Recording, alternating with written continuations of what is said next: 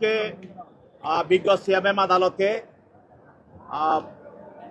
রূপালী পর্দার একজন নায়িকা নুসরাত ফারিয়া তাকে একটি হত্যা প্রচেষ্টা মামলায় পাটা থানার একটি হত্যা প্রচেষ্টা মামলায় তাকে সে এজাহার নামী আসামি তাকে তদন্তকারী কর্মকর্তা আজকে আদালতে উপস্থাপন করেন। আপনারা জানেন যে সে থাইল্যান্ডে পালিয়ে যাওয়ার সময় সাধারণ আন্তর্জাতিক বিমানবন্দরে তাকে আটক করা হয়। সেখান থেকে এই পাটা থানা নেওয়া হয়, সেখান থেকে আদালত তাকে নিয়ে আসা হয়। তার বিরুদ্ধে অভিযোগ হলো যে সে ফ্যাসিস্টের একজন অন্যতম সহযোগী। গত 15 বছর যারা এই ফ্যাসিস্ট হাসিনাকে সহযোগিতা করেছে তাদের অভিনয়ের মাধ্যমে, নায়ক গানের মাধ্যমে এবং বিভিন্নভাবে ফ্যাসিজম চালিয়ে যাওয়ার জন্য তারা সহযোগিতা করেছে, তার মধ্যে সে একজন অন্যতম। এবং এও জানেন যে বৈষম্যবিরোধী ছাত্র আন্দোলনের সময় যেসব নায়ক নায়িকা এবং নর্তকী এবং যারা বিভিন্ন ধরনের পেশার সঙ্গে জড়িত, যারা এটার সঙ্গে যারা ছিল, তারা যারা হাসিনার পক্ষে কাজ করেছে তাদের মধ্যেও ছিল, তাদের সঙ্গেও তার সম্পর্ক, এবং সেই ছিল এই ফারিয়া। আজকে আমরা বলেছি যে এই ফ্যাসিস্ট হাসিনাকে বিভিন্নভাবে সহযোগিতা করেছে মানুষ।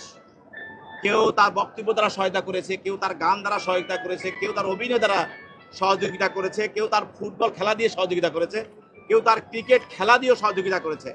এবং বিভিন্ন পেশা যারা আছে তারা অনেকে বিভিন্নভাবে এই ফ্যাসিজম রক্ষা করার জন্য কাজ করেছে, যার ফলে বাংলাদেশের গুম, হত্যা এবং মানুষকে পুড়িয়ে মারা এবং মানুষকে তাদেরকে ক্রস ফায়ার করা, এই ধরনের আয়নাঘর সৃষ্টি করার জন্য হাসিনাকে তারা বিভিন্নভাবে সহায়তা করেছে।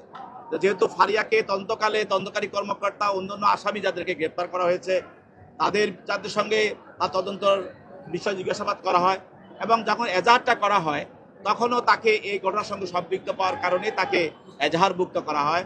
এবং পরবর্তীতে আমরা জানেন যে এজাহার করার পরেও আমাদের তদন্তকারী কর্মকর্তা তদন্ত করাকালীন সময় তাদের এই ঘটনার সঙ্গে তাদের বিভিন্ন ধরনের মোবাইল ডিভাইস এবং তাদের কথোপকথন এবং তাদের বিভিন্ন ফটো এবং তাদের স্ক্রিনশট বা ফেসবুক বিভিন্ন ধরনের কনভারসেশন যাদেরকে আমরা পাই, এই ফ্যাসিস্ট হাসিনার সঙ্গে যারা জড়িত ছিল এবং বৈষম্যবিরোধী ছাত্র আন্দোলনে হত্যার বিরুদ্ধে এবং হত্যার সঙ্গে যারা কাজ করেছে এবং হাসিনাকে যারা সহযোগিতা করেছে, বৈষম্যবিরোধী আন্দোলনের বিরুদ্ধে যারা কাজ করেছে, তাদের মধ্যে তাকে সম্পৃক্ত পাওয়া যায়, যার কারণে তাকে আমরা গ্রেপ্তার করি।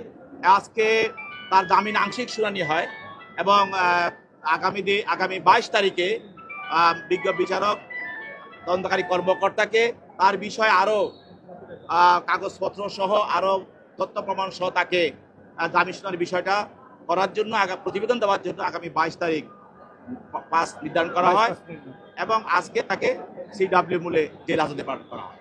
আপনি বলছেন যে সে পালিয়ে যেতে চেষ্টা করে, তার আইনজীবী বলছে যে 5 আগস্টের পর সে বেশ কয়েকবার বিদেশে গিয়েছে এবং দেশে ফিরেছে, সে পালিয়ে যাওয়ার চেষ্টা করছিল না। এই বিষয়টাকে আপনারা কিভাবে দেখছেন?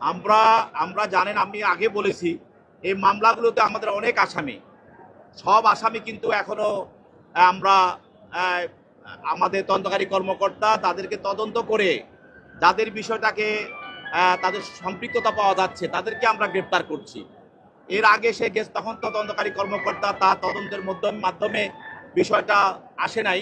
পরবর্তীতে আমরা তদন্ত করে দেখলাম যে সেইটার সঙ্গে তার যে অভিযোগটা সম্পৃক্ত, এই জন্য তাকে গ্রেপ্তার করা হয়।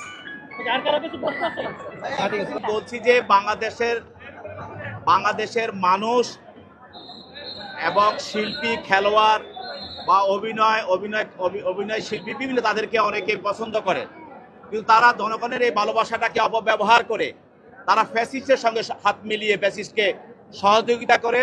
যেসব জনগণ তাদেরকে ভালোবেসেছিল ওদের বিরুদ্ধে তারা দাঁড়িয়েছে এবং তাদেরকে হত্যা করার জন্য, তাদেরকে ক্রস ফায়ার দেওয়ার জন্য, তাদেরকে রাজনীতি বিচ্ছিন্ন করার জন্য, তাদেরকে পঙ্গু করার জন্য, তাদেরকে বাড়িঘর ছাড়া করার জন্য এবং এক কথায় দেশের মানুষের মৌলিক অধিকার হরণ করার জন্য তারা ফ্যাসিস্টকে সহযোগিতা করেছে।